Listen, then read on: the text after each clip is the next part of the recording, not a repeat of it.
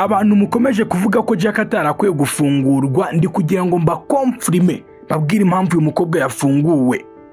Icyambere cyo mugomba kumenya, mu gihugu cy'u Rwanda ntabwo gutanga ruswa kuri Jack byari gukunda, no kundi muntu uwo ari we wese. Buriya gutanga ruswa kugira ngo umuntu afungurwe mu Rwanda ntabwo bishoboka, ku muntu noneho nka Jack ntabwo bishoboka. Ibyo ngibyo byaba muri ba bayobozi bo hasi bamwe na bamwe baba batariseriye, ugasanga bari gukoresha utuntu tw'amayeri kugira ngo barenganye abantu bamwe na bamwe. Ariko ibintu urwego byari bigezeho, Jack ni umuntu wari umaze kumenyekana mu gihugu hose kafunzwe. Rero iyo habaho gutanga ruswa ni ibintu byari guhita bigaragara bikamenyekana. Impamvu ndi kugira ngo mbabwire iki kintu ni ukugira ngo haveho urujijo. Jack hari impamvu yafunguwe kandi zirumvikana. Hari ukuntu numva impamvu ngahita mvuga ngo wow, iki kintu kirumvikana, nyirengeje amaso, nyirengeje everything, kubera ko ntacyumvishe of course.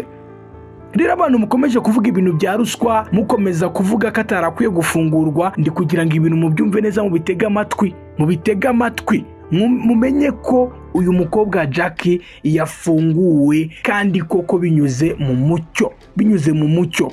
Hari umukobwa wagize impamvu zumvikana cyane.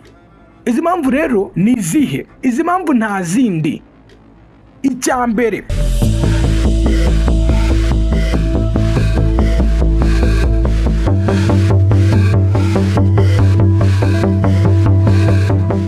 yes, wasoma people, nizere ko mumeze neza mwebwe mudukurikira umunsi ku wundi muri hirya no hino mu Rwanda ndetse no hanze y'igihugu cy'u Rwanda. Ni kuri Magi TV Rwanda, turabashimira wherever you are in the country cyangwa se out of the country. It is what it is, no matter what. Dukomeje kuzaho amakuru abagiye atandukanye avugwa hirya no hino mu Rwanda ndetse no hanze y'igihugu cy'u Rwanda. Nkunze kubabwira ngo uyu munsi ushobora kuba bimeze nabi cyane, ndetse ukaba uri kubona ibintu bitagenda, ariko it's fine, nta ribi. Ni ugukomeza gupushinga kugira ngo nawe ibintu anytime bizagende fresh, nta gucika intege. Kandi koko nibyo, koko haracyariho ibyiringiro, kuko igiti gitemwe cyongera kigashibuka kandi kikazana amatabi cyangwa se amashami, ibibabi bitohagiye.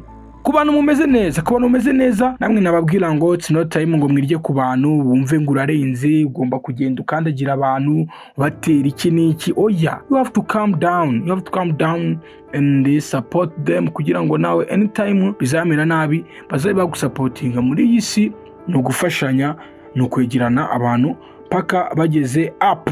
Kuri uyu munsi rero ndi kugira ngo ngaruke kuri iri fungurwa ry'uyu mukobwa Jack. Ibintu bikomeje gukwirakwira ku mbuga nkoranyambaga, mwabonye bivugwa kandi benshi bavuga ngo uyu Jack ntabwo akwiye gufungurwa. Icyambere na mbere, tugomba kumenya ikintu cyatumye Jack afungwa. Nta kindi kintu cyatumye Jack afatwa cyangwa se ajya mu maboko ataraye RIB bamujyana ahantu runaka, ntacyo usibye kuza ku mbuga nkoranyambaga akavuga ibintu bidahesheje Imana icyubahiro, ibintu by'urukozasoni, akavuga ibintu, akaririmba ibintu byagakwiye kubera mu mabanga, we akabizana ku mihanda. Gusa ikintu tugomba kumenya cyo kimwe, nubwo ari we wagaragaye ntabwo ari we wenyine. Hari abandi bantu bavuga ibintu nka biriya bakayivugira mu midugudu, mu makaritsiye, ariko kubera ko atari ibyamamare, atari bakamenywa na bose, bikarangira abantu batanabyitayeho cyane. Gusa kuri uyu mukobwa icyitonderwa nuko hari benshi bumva ibintu akora, ndetse byageze naho bifata indi ntera, akavuga ibintu ukumva koko nta muco urimo, nawe ukaba wavuga uti nibamubambe, bamujyane. Ni benshi babivuze, ndanabyemera. Buriya Jack ibintu yagiye avuga, warabireba ugahita uvuga uti ariko uzi umugore urifata akihandagaza ku karubanda kuri Instagram, ku mbuga nkoranyambaga. Ibintu birarebwa na buri muntu, umwana, umukuru, umugabo, umugore, umusaza, ukagenda ukavuga ngo umugabo wanjye ngafite ngagapipi gato. Pay attention please, you have to make sure ko ibintu uvuga hari abantu biri kwangiza.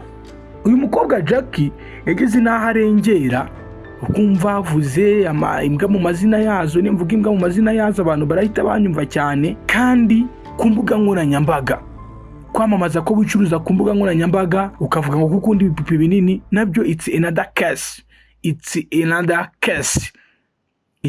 case. Ni ibintu nyine bizumva abana nk'uko nagiye mbigarukaho, byumve abantu bakuru ndetse bigire nabo byangiza. Ndababwiza ukuri yuko right now hari urubyiruko rwumva rushyigikiye Jack, rwumva kuvuga ibintu nka biriya nta kibazo, rwumva nta kibazo, nta bintu birenze, bakagendera muri uwo mujyo. Benshi nagiye bibabwira mu bahungu tugendana barabizi, cyangwa se abagabo, hari imvugo umuntu akoresha ukaba wumva ko ntacyo zitwaye, ariko zifite ibintu byinshi ziri kwangiza. Ndabaha ingero, munyemerere mbaha ingero. Iyo wumvishe nk'umuntu w'umuhungu w'umusore imyaka 25 ari kuvuga ijambo ngo gaswere mu kanwa, akabivuga ari kubibwira mugenzi we, biba ari ikibazo gikomeye cyane. Ni ikibazo, sizi impamvu abantu batabyumva nk'ikibazo. Abantu bagiye muri wa mujyo, bagendeye mu kigare kubera ko babona ngo Dumba ari kubivuga, runaka ari kubivuga, uba kuva nyine ngo ntacyo bitwaye.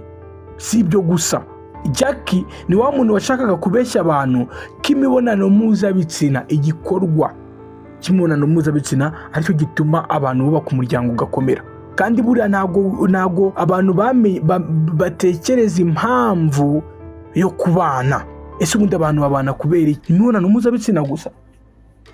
Wagize ngo abantu bamaze iminsi 3 batarya batekereza gukora imibonano mpuzabitsina? Never. Pay attention. Ariko nanone tugarutse ku mpamvu za nyazo zatumwe uyu mukobwa yarekurwa, bahitamo kumurikura nta zindi. Nibyo yavuze amagambo mabi, ariko se uwavuze amagambo mabi wese agakwiye gufungwa? Icyo kintu mugitekerezeho. Uwavuze amagambo mabi wese nk'ariya yagakwiye gufungwa cyangwa yagakwiye kugirwa inama. Mwibuka ko fata ku mavuta ubwo bamupimaga muri gereza basanze afata ibiyobyabwenge.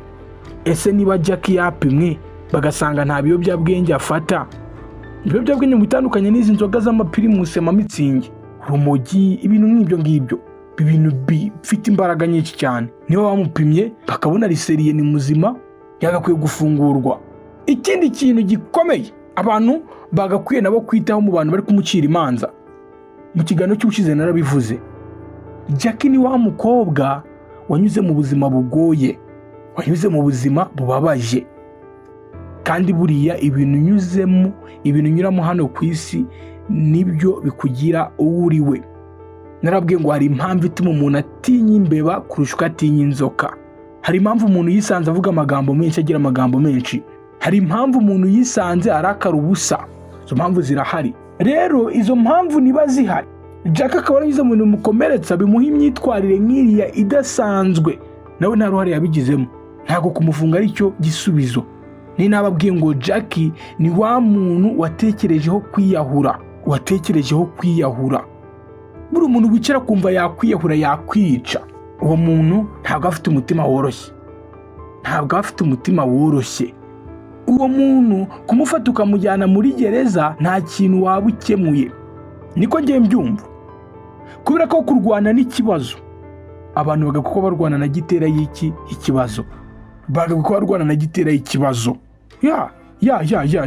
Aba umuntu nk'uriya yararakaye, afite ibintu bijemo byamubabaje. Eske tugiye n'ubundi ku myitwarire y'indaya, niba ari indaya mu Rwanda indaya zikaba zirimo ari nyinshi, iriya niyo yaba iri kwitwara nabi yonyine? Yaba ari we gusa? Cyangwa bagakwiye gufata ikibazo bakagihera mu mizi? Reka mbashimire, Imana ikomeze kubarinda.